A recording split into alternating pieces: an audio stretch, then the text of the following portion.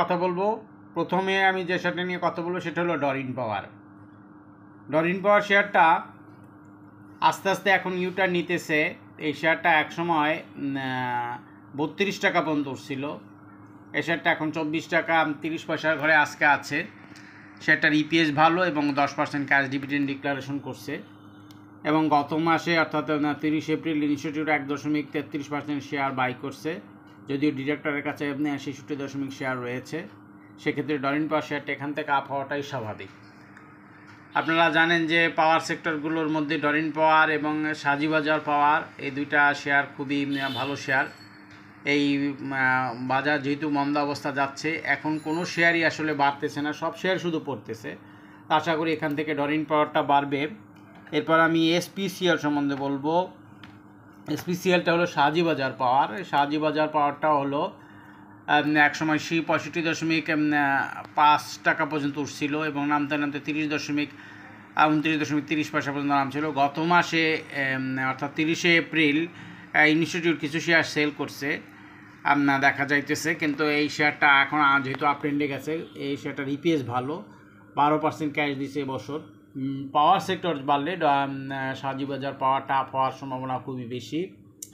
আপনারা জানেন যে অনেক দিন পর্যন্ত মার্কেট শুধু ডাউন ট্রেন্ডই আছে। আজকে মার্কেট ইউটার্ন নিচ্ছে এবং 18.72 পয়েন্ট প্লাস করছে। আমি আশা করি এখান থেকে মার্কেট আর পড়বে না, আশা করি উপরের দিকেই যাবে। আর যেহেতু চেয়ারম্যান চেঞ্জ হচ্ছে না, মাকসুদ চেয়ারম্যানই আছে এবং তার যেহেতু চেঞ্জ হওয়ার কোনো সম্ভাবনা নাই, তো সেক্ষেত্রে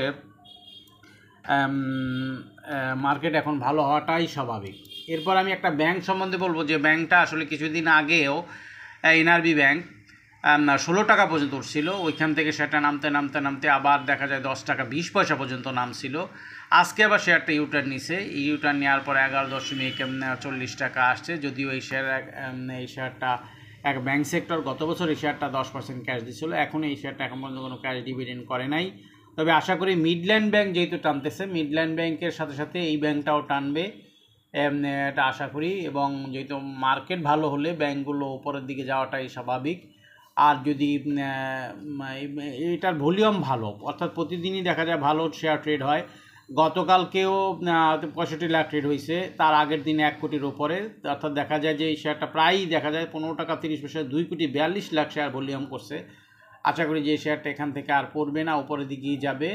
এবং ব্যাংক সেক্টরটা যদি ভালো হয় তাহলে দেখা যায় মার্কেট আরও আপ ট্রেন্ডে যাবে। যদিও আজকে 18.72 ইন্ডেক্স বাড়ছে এবং ভলিউম বলতে গেলে যে ইন্ডেক্স যেভাবে বাড়ে ওইভাবে লেনদেন বাড়ে না। আমাদের লেনদেন বাড়াইতে হবে। 500 কোটি টাকা পর্যন্ত লেনদেন না হওয়া পর্যন্ত মার্কেট আসলে ওইভাবে আশা করা যায় না। তবে আমি এখান থেকে আশা করি যে মার্কেট ভালো হবে।